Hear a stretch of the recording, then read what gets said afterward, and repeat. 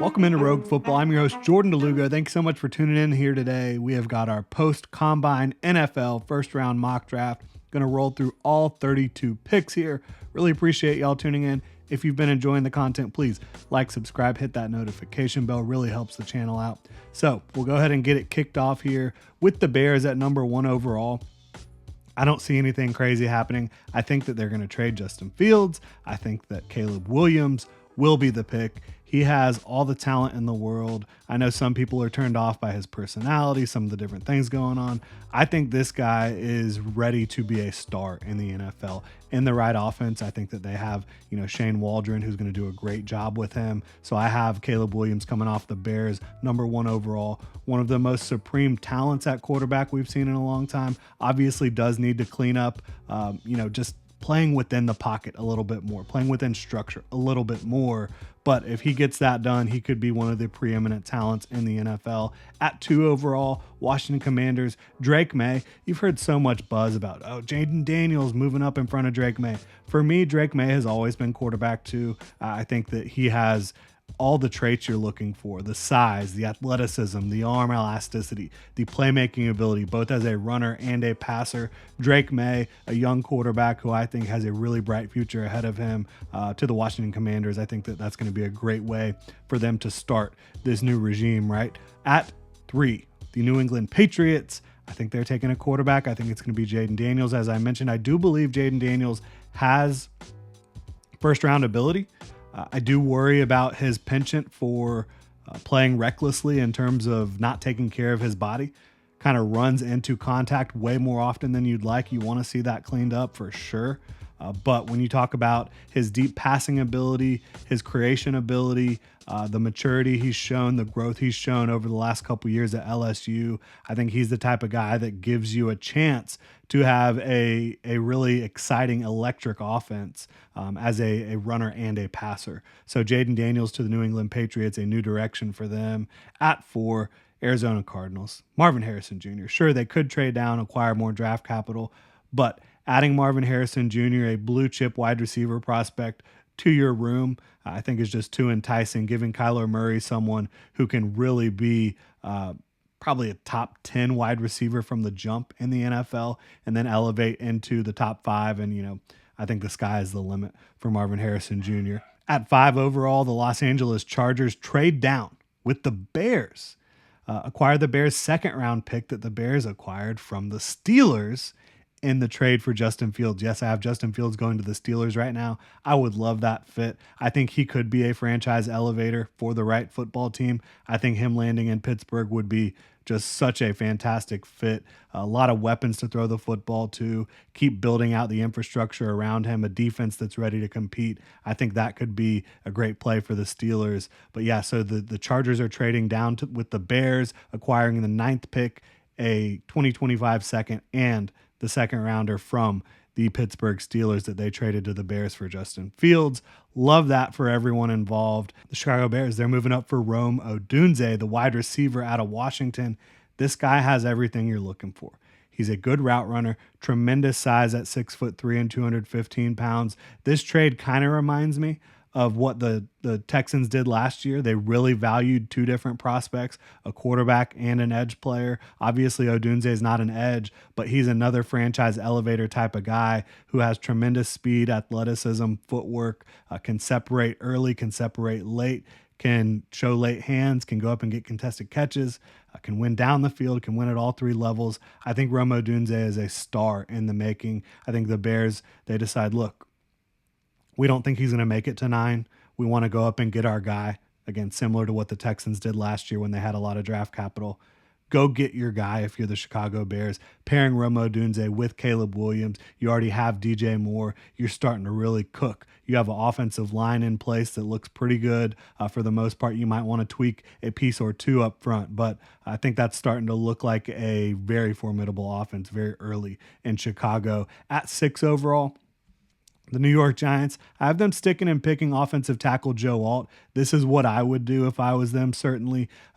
Evan Neal was a huge fan of him coming out. Hasn't been doing great at right tackle. Kick him inside to guard where he's a little bit more insulated, not on an island out there. So now you have potentially an upgrade at guard with Evan Neal moving inside. You have Joe Alt, who is a blue chip prospect in my mind. Fantastic athlete, fantastic length, NFL bloodlines, a refined technician, despite, not having played offensive tackle all that long, played tight end before. And now you have potentially three guys you can feel really good about up front with obviously Andrew Thomas at left tackle, Joe Alt at right tackle, and then Evan Neal kicking inside. That's how I would try to play it out. Make sure you have that infrastructure to support your offense with the offensive line.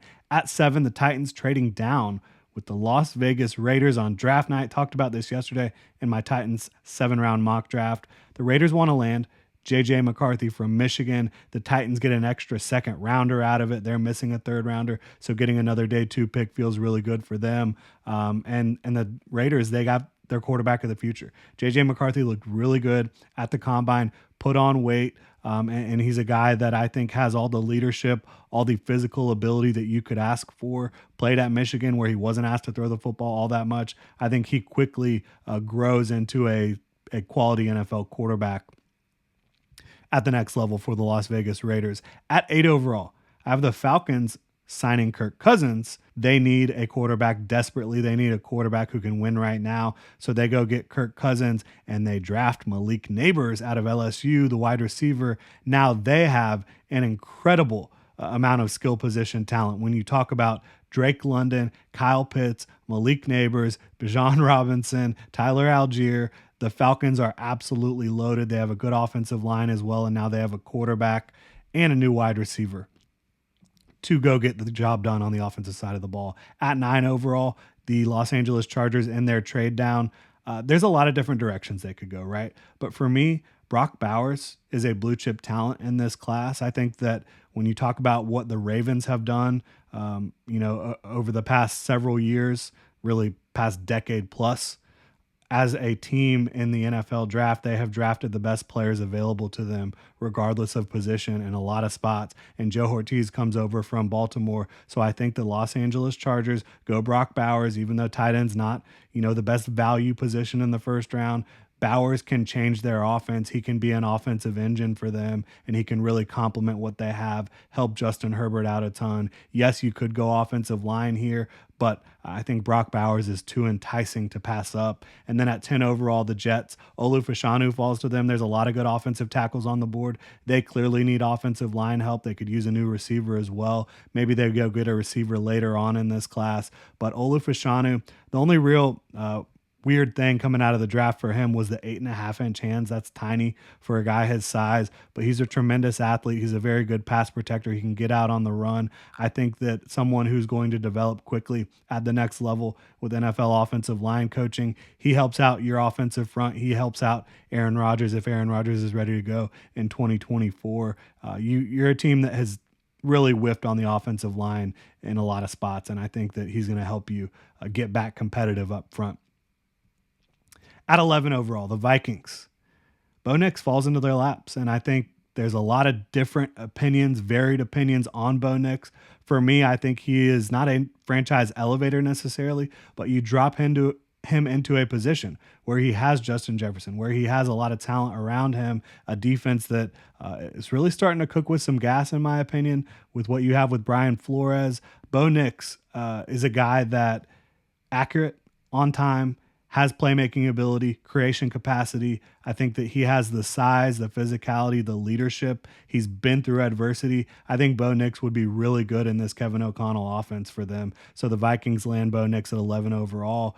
The Broncos, I could have seen them taking Bo Nix as well, kind of viewing him as maybe the next Drew Brees type of prospect for Sean Payton, but doesn't work out for them that way. Maybe one of those teams gets aggressive to move up to go get him. At this point, I don't see that happening for quarterback 5. I see these teams kind of letting the board fall to them. The Broncos, Dallas Turner's still on the board. He is the freakiest edge prospect in this class. Arm length, natural leverage, heavy hands. He can drop. He can play pretty much any different type of edge assignment that you could think of for any edge player. Dallas Turner can get it done. He has a budding pass rush skill set. You see the moves on tape. You see the ability to win with speed to power. You see the ability to win around the arc, to cross the face and get inside. It's not as consistent yet, but he's a young prospect.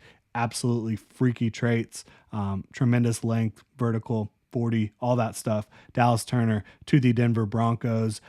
13 overall. Tennessee Titans with this trade down. They land Amarius Mims, an offensive tackle who you pair him with what you got last year and Peter Skoronski. You now have Bill Callahan coaching up this offensive line. I think Bill Callahan coaching Amarius Mims is one of the best fits in this 2024 NFL draft, because Mims is an absolutely freak, 6'8", 340 pounds, 36 plus inch arms, great athlete.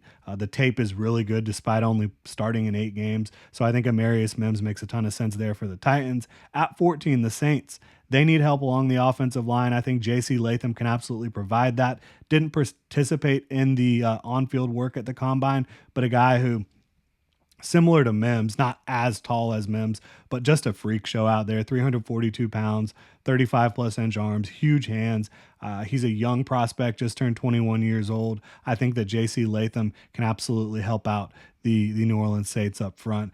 At 15 overall, the Colts. A popular pick to them has been Terrion Arnold, but we haven't had a cornerback come off the board so far. And I think Quinyon Mitchell will stand out to them even more than Terrion Arnold. I love what Quinyon Mitchell has done throughout this draft process. Looking at the last couple years at Toledo, dominated on the field, goes to the Senior Bowl, runs more press coverage, looks like he has the ability to do that, goes to the Combine, absolutely dominates, and I think that he is going to end up being the first cornerback off the board. Terrion Arnold will not be far behind him, though. At 16, the Seahawks have spent a lot of draft capital on edge players over the last several years, and some money on some edge players, but they still need to keep adding to that group, getting better with their pass rush. Jared Verse makes a ton of sense at this point in the draft. He provides a little bit more speed to power, more explosiveness than you have with your current edge group. He can play the run. He can be a dynamic pass rusher as well, working through offensive tackles and interior offensive linemen, moving him around the front.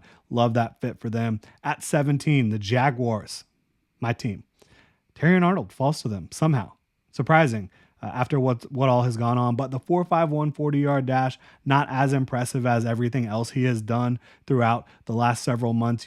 Closed out his collegiate career tremendously at Alabama, and then very smooth in all of the position work at the Combine. A very good overall athlete, just doesn't have that top-end speed. So Quinyon Mitchell edges him out as CB1 in this draft. But I think Terrion Arnold has the type of intensity, mindset, the physicality and the athleticism, the quick twitch, the explosiveness, the smooth transitions that I think the Jaguars will love in their new defense with Ryan Nielsen.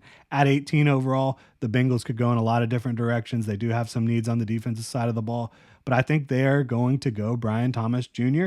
They're going to pay T. Higgins this year with the franchise tag, and then they're going to move on, and Brian Thomas Jr. is going to step in. You're going to have a whole bunch of LSU on that offense, right? With Joe Burrow, with Jamar Chase, now Brian Thomas Jr., who's an absolute freak show, catching passes from Joe Burrow and lining up opposite Jamar Chase just makes a lot of sense for the Bengals. Keep that offense going. The Bengals do like, unfortunately, they're a team that likes to be cheap. So you pay T. Higgins this year on the franchise tag. You don't want to pay him long-term. You get Brian Thomas in there on a cost-controlled contract. Makes a lot of sense to me. At 19, the Rams go Nate Wiggins, Clemson cornerback who ran a 4.29. This is a guy that just at this point in the draft, the Rams take good players. They need a cornerback. Nate Wiggins kind of fits that to a T at this point. At 20 overall, the Steelers take Jackson Powers Johnson. He's going to be a Hall of Famer for them. I firmly believe that. The Steelers have had a lot of really good centers throughout their history. They need a good one right now. Jackson Powers Johnson is sitting there for them. They take him, and they have a guy to snap the football to Justin Fields and protect him up the middle. 21 overall, Dolphins take defensive tackle Byron Murphy, the top defensive tackle in the draft according to many. I still have Johnny Newton at number 1, but those guys are super close for me. But Byron Murphy had a tremendous combine.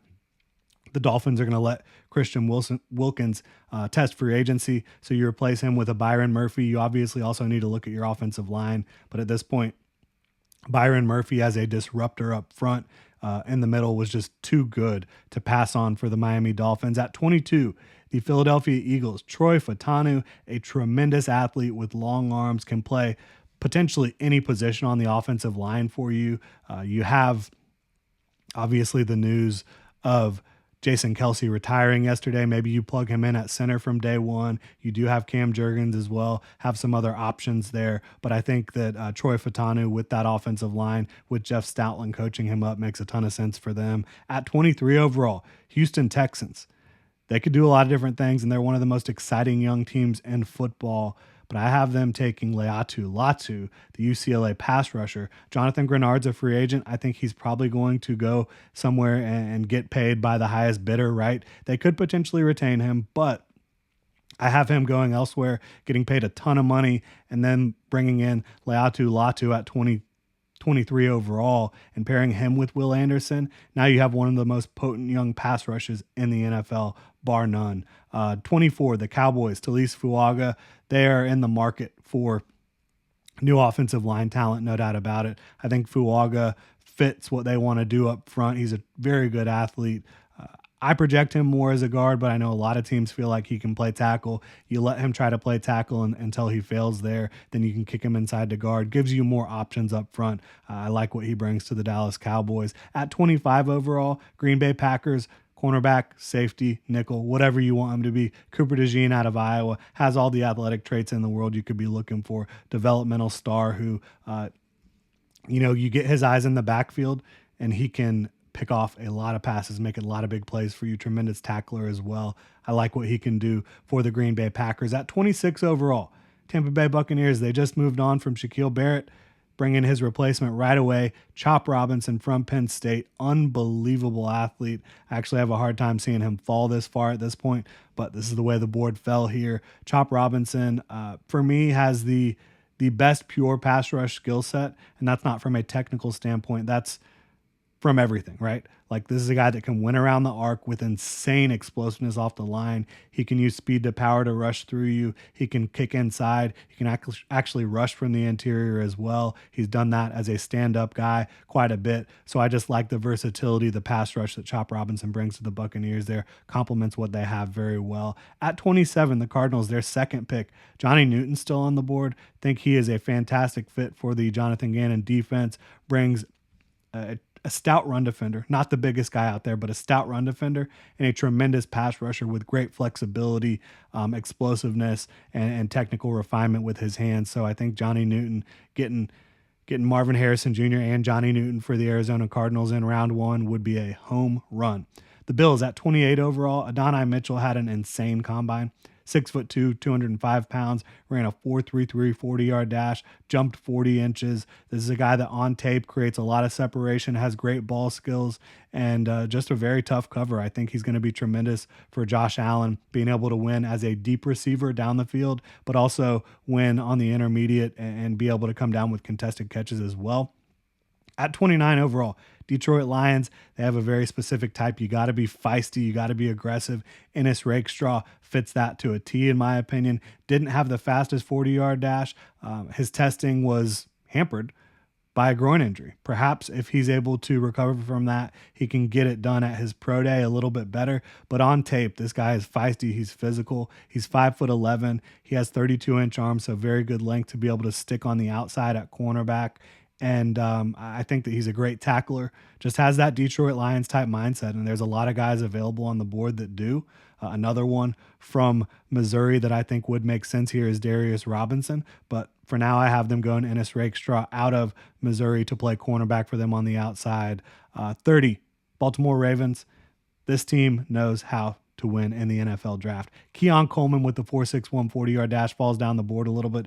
I don't really believe that all these teams that are really good at the bottom of this first round are going to let Keon Coleman slip to the second round, because even though the 4.61 40-yard dash, you're not super excited about that, this guy is a big, physical, explosive receiver, jumped 38 inches in the gauntlet, was the most impressive receiver. His ability to run in a straight line, to run fast, be aggressive, show confidence in his hands. He can do a lot of different things for you on the offensive side of the ball, brings a level of toughness as well that I think the Ravens will appreciate, and they just get another steal here in the NFL draft at 31 overall. 49ers, I think that they could use a lot of different things. Offensive line is certainly a need, but I have them going cornerback Kool-Aid McKinstry out of Alabama. I think that he brings a lot of length, physicality.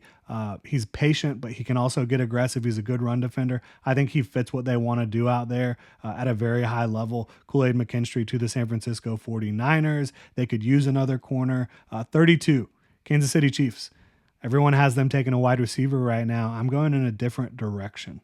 Graham Barton, offensive lineman out of Duke, I think he also has 5-position flex in this Chiefs offense. I think he could give you more than Donovan Smith gave you at left tackle in year one, and then potentially you kick him inside down the road. You know, Joe Thuney not getting any younger. His contract expires after the 2025 season. You've got a couple other guys, right? Trey Smith and Creed Humphrey that you really like, but maybe you don't want to end up paying one of those guys. You can kick Graham Barton inside down the road. Maybe Graham Barton is your starting day one center with Creed Humphrey really struggling to snap the football down the stretch. I'm not sure what that was all about, but there's a lot of different options that Graham Barton provides you as a Kansas City Chiefs team, and making sure that you continue to upgrade the offensive line, to upgrade the infrastructure in front of Patrick Mahomes, I think is just as, if not more important than landing wide receiver. And at this point here in the draft, yeah, you could go Xavier Worthy, but I think there's a lot of boom bust potential there. You could go Ladd McConkey, but I think it's a little early for him.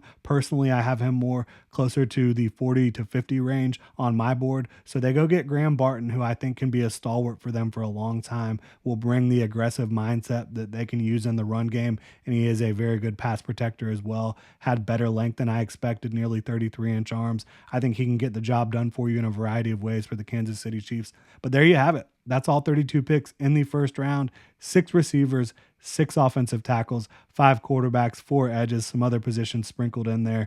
If you are a fan of any of these teams, please let me know what you think in the comment section below. If you're a fan of the content here, please like, subscribe, hit that notification bell. Y'all have a good one.